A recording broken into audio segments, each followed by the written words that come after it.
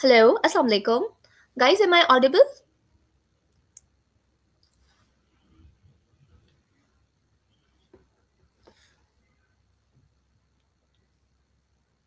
Am I audible to you?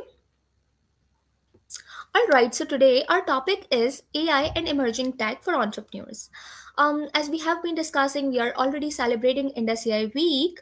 We have been talking about different streams, different areas in which AI can be integrated, and one of the most prominent part of it is entrepreneurship. So, just give me a moment.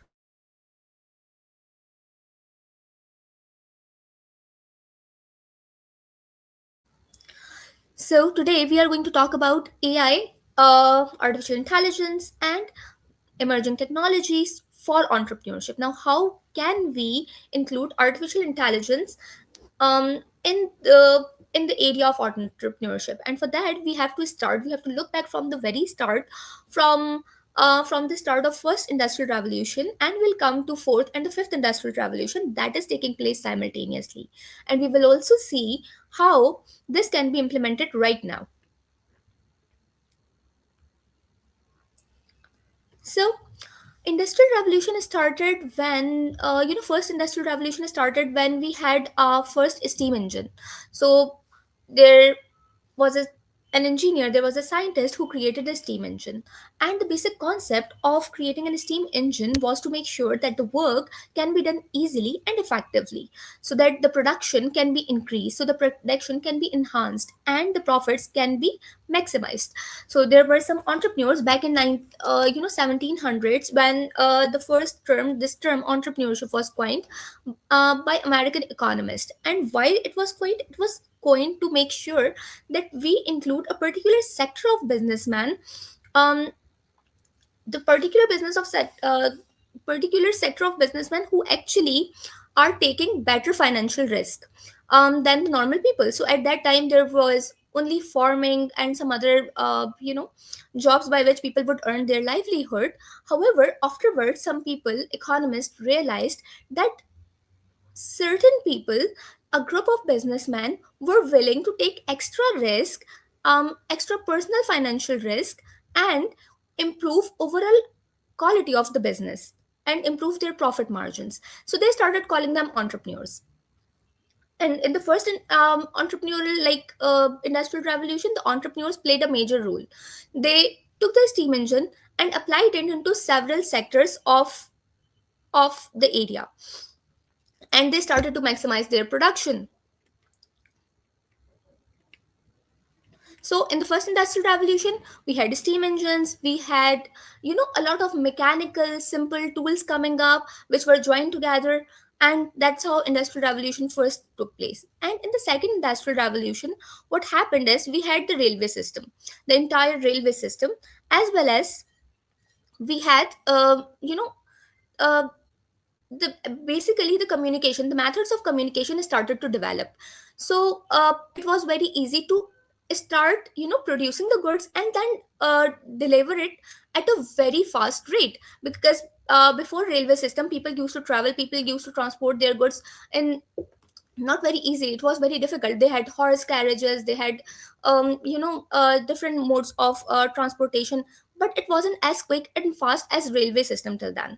So when we had railway system, we started to have better communication, and the entrepreneurs who started utilizing steam engine and could produce more, they could now get to the greater audience as well, and could maximize their profit. So in the second industrial revolution, we had electricity. In the second industrial revolution, we had railway and better communication system.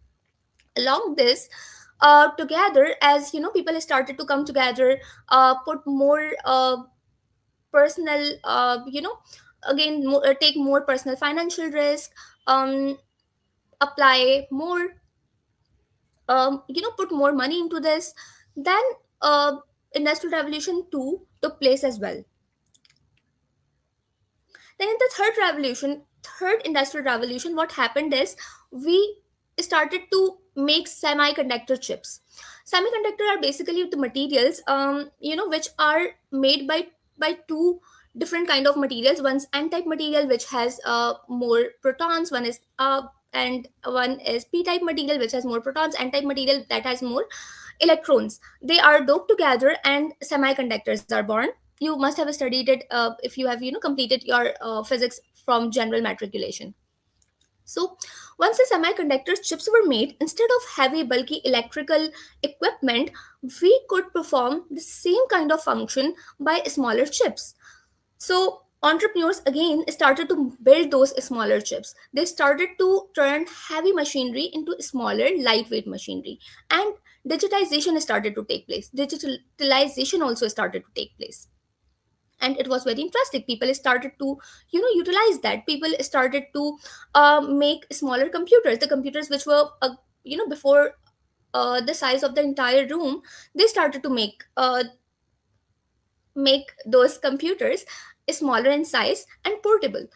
And that is why today we have even cell phones in our hand. We have all of the machines, all of the devices that we are utilizing continuously. In the first industrial revolution, we had steam engine. The second industrial revolution, we had railway, and we had electricity. So people started to, utilize more of the machines. The machines became an integral part of people's life. Electrical machinery.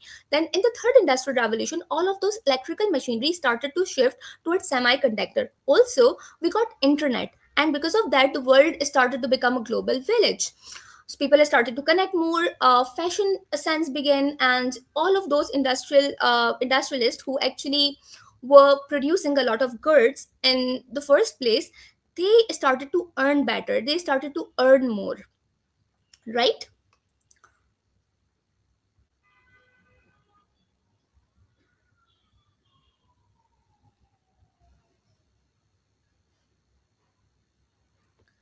Okay, then so, actually, in this slide, we are going to talk about what we have lost. In the first industrial revolution, we did not take the initiative. In Pakistan, we do not have any industry.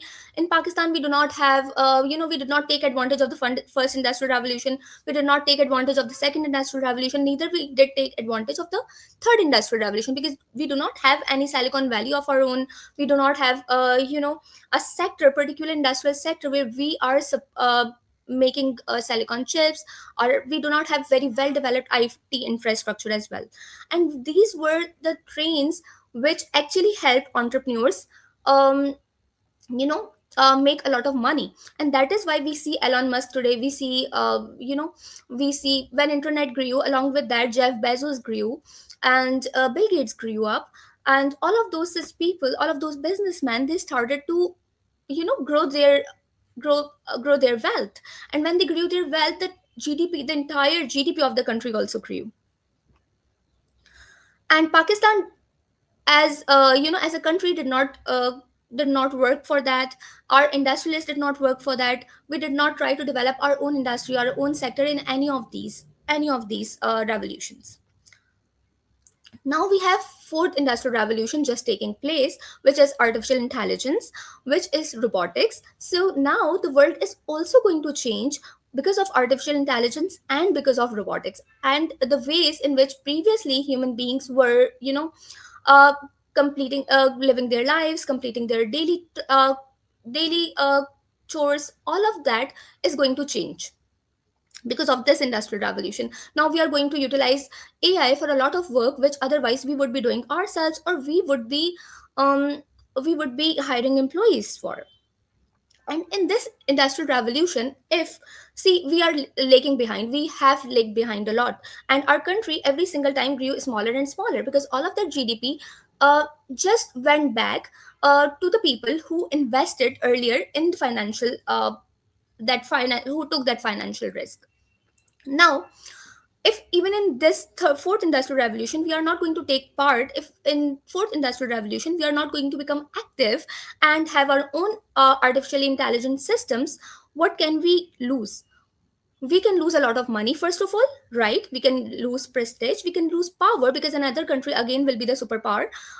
In today's world, it is very clear now that a country can become superpower if it has two things. Number one, its own highly developed best artificially intelligent system.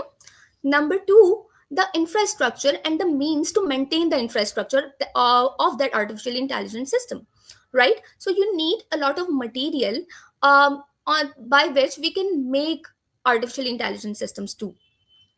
And if we are not utilizing that, so we lost a lot of money in the first place, then the second, third. And we can see a lot of billionaires who are actually now, who are actually Americans, because they initiated their journey in America, they were Americans, and a lot of GDP just went there.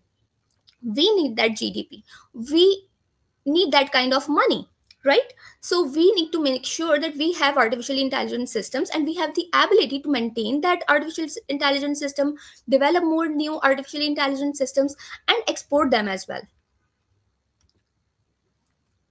So why we are talking about entrepreneurs in this? Because entrepreneurs were the one who first took the financial risk, and still our country and we need entrepreneurs. If there are no entrepreneurs who are ready to take that financial risk, the whole country is going to suffer. And if we have those entrepreneurs who can take the financial risk, who can put money, who can bring in more intelligent softwares, we the entire country is going to flourish. So for example, if there's a good person, if he has some kind of, he has applied an he has applied some new principles, and he has developed an industry, so a lot of people of that area who are living nearby will be employed. So an entrepreneur is not going to earn only himself, he is going to provide bread and butter to a lot of unemployed people who are living in the surroundings, and also he is going to pay taxes, so the whole country is going to grow. So in the fourth industrial revolution, we really need the natural risk takers who are entrepreneurs. Once they start to take the natural risk, once they start to put in the industry, we as Pakistanis can grow better. So what can be the framework for AI driven business growth? Like if you have a business and you are an entrepreneur, how can you grow your business? First of all, you can always have your customer insights. Like customer insights are super duper important when it comes to artificial intelligence system. You can target the customers, like algorithms target us in the Facebook. Do you ever find yourself stuck in doom scrolling? That's because the algorithm is highly intelligent. The algorithm understands what kind of material I like, what's my age, what are my choices, and then exactly the reels which are suiting my energy, which are suiting my personality type, are shown to me.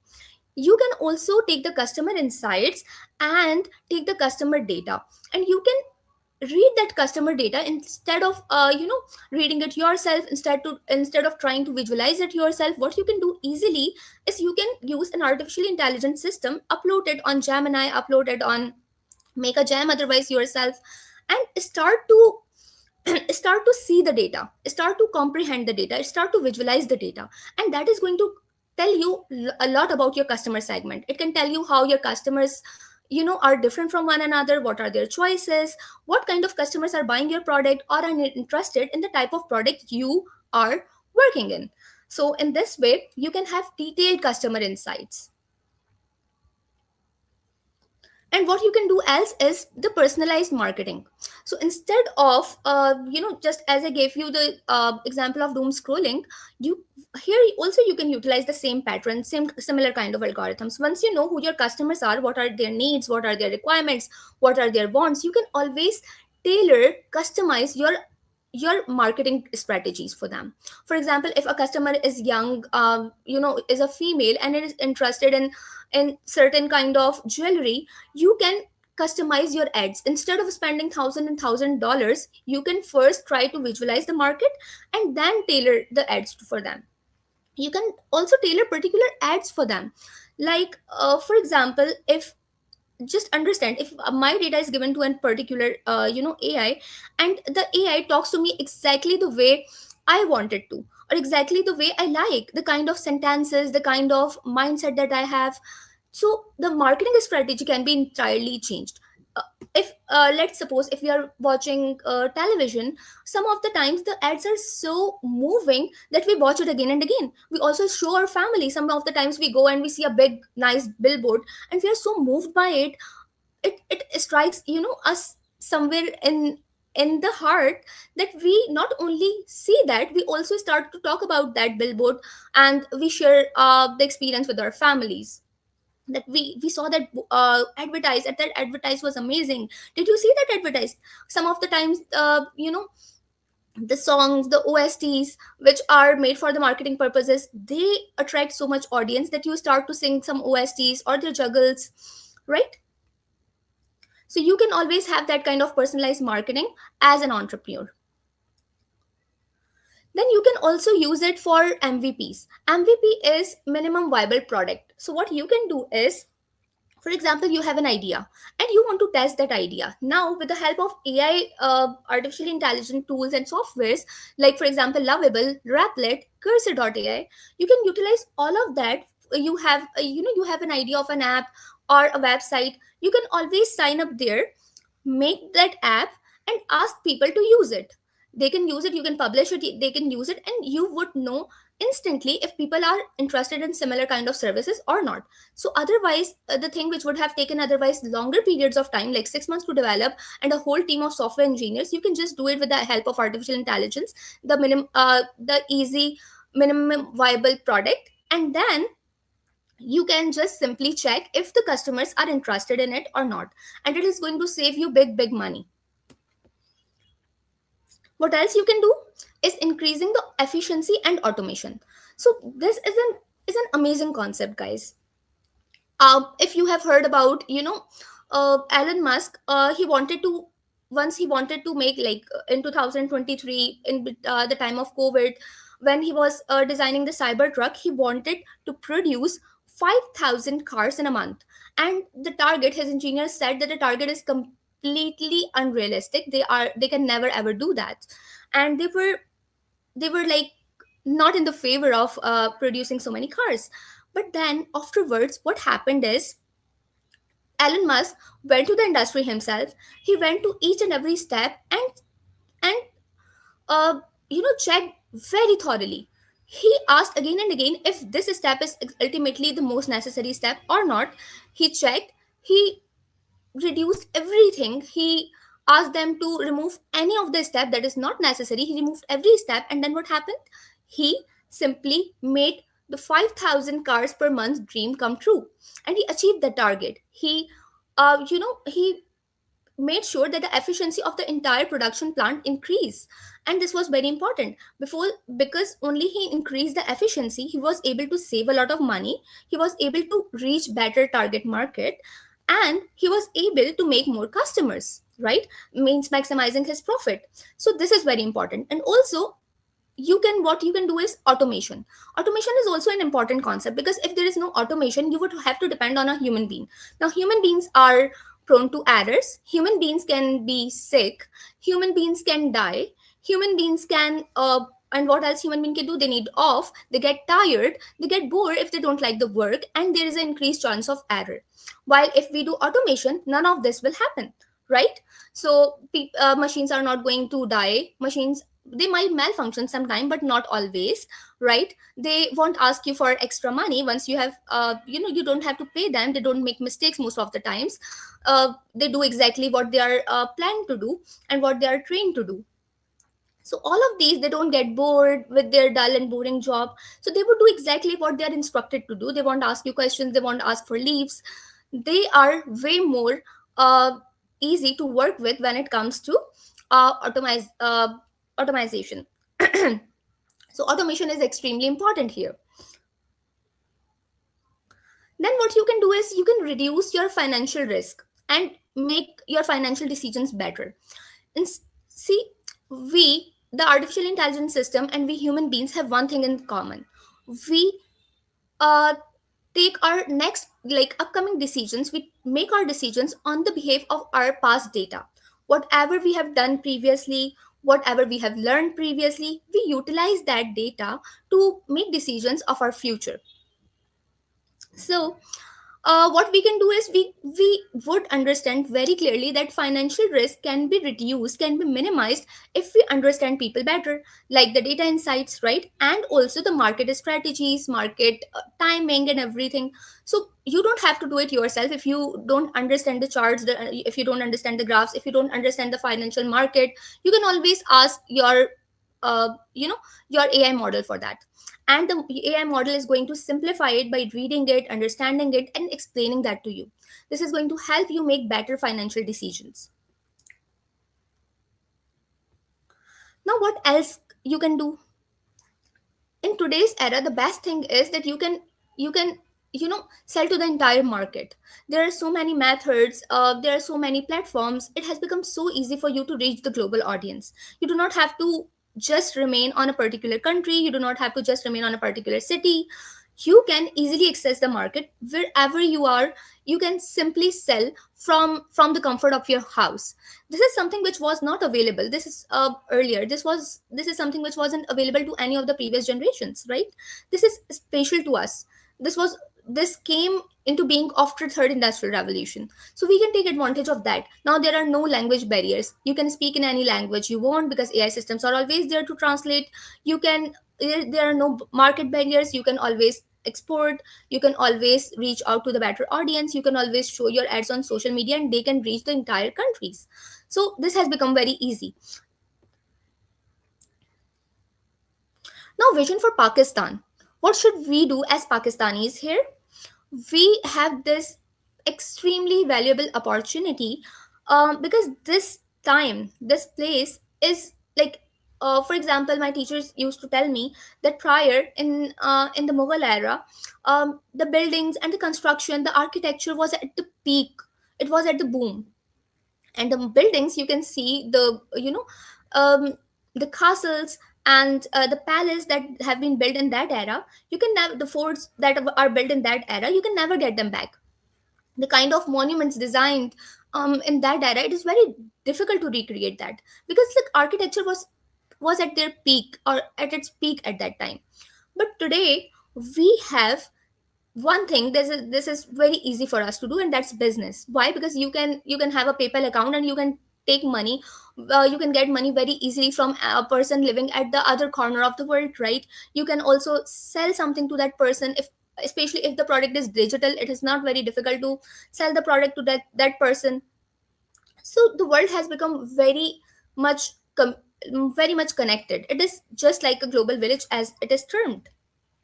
So for Pakistan, we need to make a lot of tech exports. We need to make sure that we keep on selling the products, digital products. We keep on taking the financial risk, and we make sure that we in this era start to work faster and faster and make most of this. Because once the bubble is bursted, we will not be able to make that much money. Okay, so this is basically the AI toolkit. If you want to learn more about this, you can go to Coursera, you can go to edX, you can go to YouTube.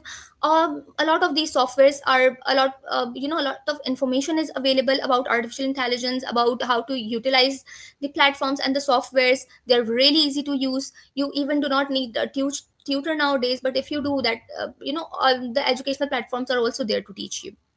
I would really encourage you to start using and utilizing the resources which are available, and use it for the advantage of not only you but the community and the country. Now, so this is our closing vision. You people did not ask questions. I did not get to see a lot of comments as well. So the closing vision is: we needed entrepreneurs to survive.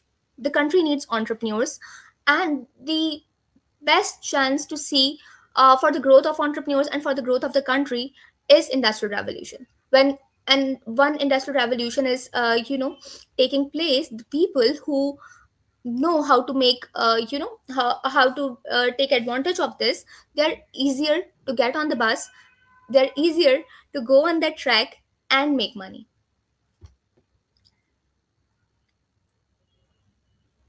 So thank you so much. This is me, Mahajabi and Veena. Guys, do you have any question?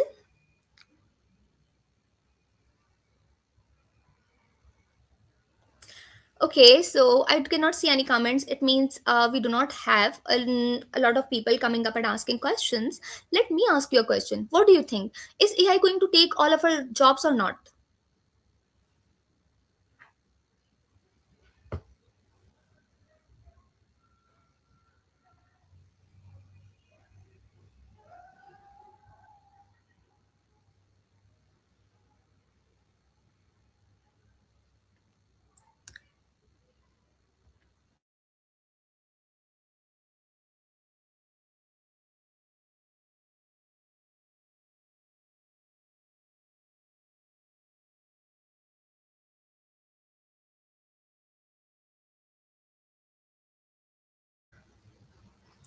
So do you think that artificial intelligence can take your jobs, eat away your jobs or not? Tell me. Okay, so Mubashir Hussain is saying no. All right. So Mubashir, what makes you think that AI is not going to take your jobs? But human who can use AI can replace your job. All right. So fine, I really like this concept, but let me tell you very very clearly. I do not want to be the heartbreaker of people, but let me be extremely honest, guys. AI is going to take your jobs, and AI is going to replace almost 90% of the jobs. So in the IT sector, a lot of people are continuously being laid off. They are saying that it is, post AI correction, so we do not need that job, that is why we are laying off people. But it's not like that.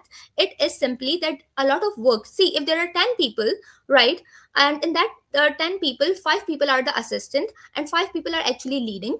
Now the assistant's work can be easily done by the AI, and the person who's utilizing it, the manager, is actually, the human being in the loop, and he's actually afterwards, once once everything is done, once the assistant work is done by the artificial intelligence, it comes to the manager exactly the same way. Assistant would complete the work and submit it to the manager. The manager is going to check that work, and the manager is going to utilize it in the job. What will happen to the people who are assistant? They will not have any job. Simple. A lot of jobs will simply be no longer available, and the jobs which will be available, they will need you to be way more qualified, they will need you to be way more intelligent and way more educated than you actually are. Now in the previous times, when people had simpler jobs and skill based jobs in the very early age, in the first, like during the time of first industrial revolution, it was easy for the people to, uh, learn the particular skill and take the job. In the second industrial revolution, people needed some white collar job also, and that's why they made our modern educational system, where people are actually, where, children, they were actually learn to walk in a routine, learn to work in a routine, learn to think in a particular pattern. And then those children who actually outperformed, they would then sit in the offices and have their white collar jobs. Now this is not even required. Now the time has been completely changed. AI can do a lot of work, and only 2 to 3 people would be checking a lot of work. So definitely AI is going to eat away a lot of jobs. Once, the first in the first industrial revolution, why was the steam engine created?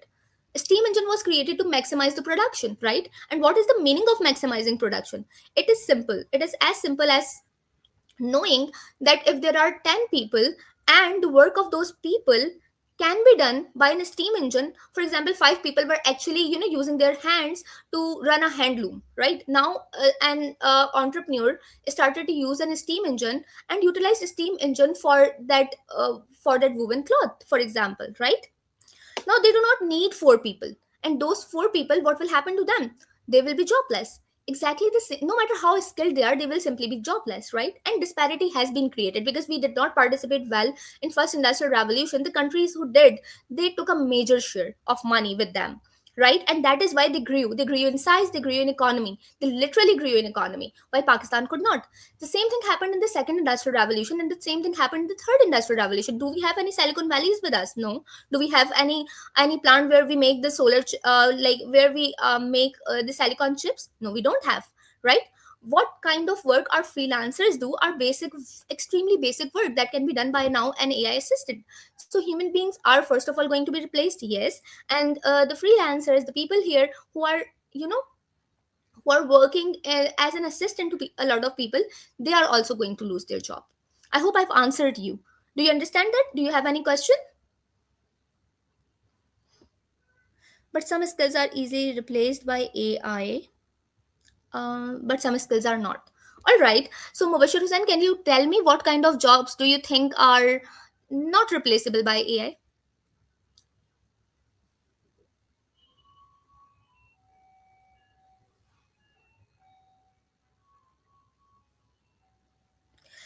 And Tahmina Yaqub. All right. Tahmina also said no. Nice. I hope I have answered your query, Tahmina. This is very important for human beings to know that they are going to be replaced if they are not, first of all, if they are not utilizing artificial intelligence. Number two, if they are not preparing themselves, they should be up. the one leading this change, leading this revolution. If we do not have any active part in this revolution, if we are low in the lower level of the tier, then it is not going to be very easy for us to participate and to take advantage of this industrial revolution.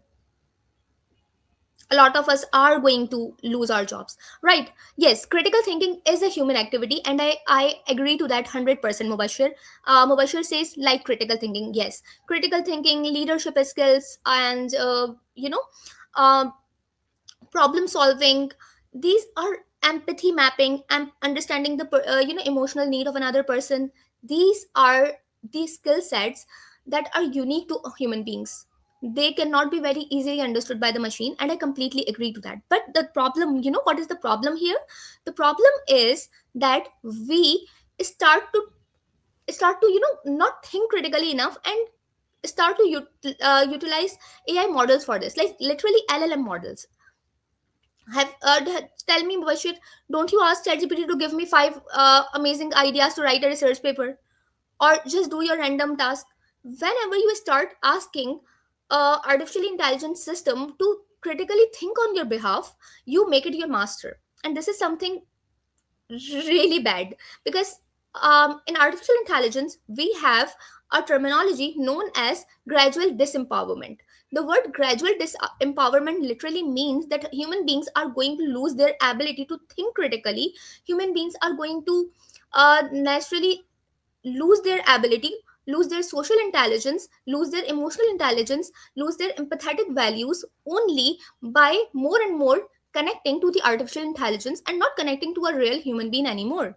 So it is your ability to think ideas, unique ideas, is the creativity of human mind only, and should be coming out of human mind. But are you people really thinking yourself, or you're just asking artificial intelligence to think on your behalf? Most of the times people don't ask. They just ask artificial intelligence systems to write, and they copy it, and they give it to me. Even I teach, and most of the times my student do this. So the whole of the ideas, all of the students look alike, because definitely AI is not a thinker. AI cannot think, right? What AI can do is learning from the past data. So what it can do is, when you ask the generative AI system to make something new, what it does is it simply jumbles it. Whatever is available, whatever data is available, it jumbles the data and produces something new, sort of new, but it is not actually new. It looks at the past patterns. For example, let me give you an example. So, for example, when I say the word sun, what do you think can be the next word? Sun, sun, sun. So you will say sunshine, sunlight, right? And this kind of words, similar words would come up to you. Exactly the same way, if I use the word sea, SEAC, sea in which we swim. So what will you say? You will say seaside, sea beach, seashore, seashell. These kind of words would come in your mind. And if I say ocean, then you would say dolphins, octopus, sharks, right? Different kind of organisms, different kind of words would come out into your mind. Exactly, moon. If I use the word moon, then what would come into your mind? Moonlight, right? So see, your mind can predict the next word, right? Exactly the same way, because of the data on which AI systems are trained, they can also predict the next word. When you ask it to make a building, to make a high rise building, it is going to make a building by thinking of the previous buildings which are there possible. But thinking something new, creating a completely new idea, thinking something which has never ever taken place earlier in the world, something as innovative as you know as literally the sun, because nothing is new under the sun. So if you want to have completely unique idea, then what will happen? This can only come out of a human mind, because AI system simply does not have that kind of capability. We still have AI narrow intelligence. We call it ANI. We do not have up till now AGI, which is artificial general intelligence, or ASI, which is artificial super intelligence. Artificial general intelligence would be able to think a little, sort of, but it would be able to make better ideas. okay, and do a larger task. AGI will also be able to learn something without a master in a better way. If it would need to learn something, it is going to search for itself and learn it. And artificial super intelligence will be the system, as you have seen in Terminator and other movies. It is going to take control entirely. It is going to be way, way, way more better than human beings. But both of these systems are completely hypothetical. AGI is also hypothetical, ASI is also hypothetical.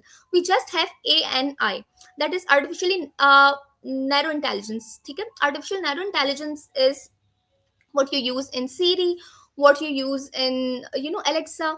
All of these are artificial narrow intelligence systems. The Chat GPT, we up till now do not have it. Even the most advanced system of Gemini, they are a little above the level of artificial narrow intelligence.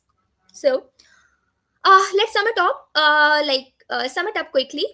Artificial intelligence is a unique industrial revolution, and yes, this is the fourth industrial revolution. Along with it, the fifth industrial revolution is also taking place. The fifth industrial revolution is what Mubashir Hassan, you have also talked about. It is about critical thinking, it is about empathy. Fourth industrial revolution talks about digitization of everything, while fifth industrial revolution talks about human centric approach. Whatever systems are being built, we need to ensure that we keep the human being in center. We make sure that the systems are empathetic enough. We make sure that human beings are not at a loss. We make sure that it is designed keeping human needs and human intelligence in mind. That is all about fifth industrial revolution. Both of them are taking place simultaneously. We need to make sure that we start to utilize this opportunity for our good. This is not only going to make us rich, but also the community, the city, and the country by improving the GDP of the entire country. We need entrepreneurs. Why? Because they are the natural risk taker, and wherever entrepreneurs are, the entire countries, they flourish. Thank you so much for being a part of today's session. I really enjoyed giving this session to you. I did not have a lot of question and answers, but I hope next time when I'll connect with you, I will have again the time and the wonderful questions from you people. Thank you so much. This is me, Mahajabi Alvina, signing out, and I am ending this live stream.